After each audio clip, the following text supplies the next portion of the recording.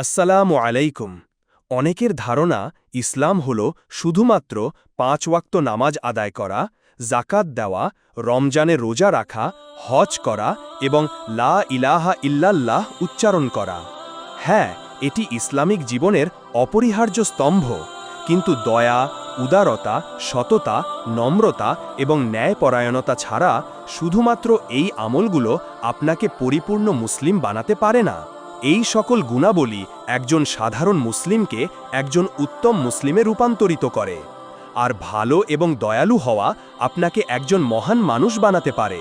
কিন্তু আল্লাহর প্রতি বিশ্বাস ছাড়া কালিমা না বলা, নামাজ না পড়া এবং ইসলামের ফরজ বিধানগুলো পালন না করা আপনাকে আল্লাহর দৃষ্টিতে একজন মুসলিম বানাতে পারে না।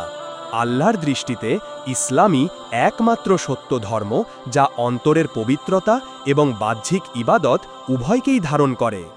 ঈমান ছাড়া সৎকর্ম এবং সৎকর্ম ছাড়া ঈমান উভয়ই ব্যর্থ হয়।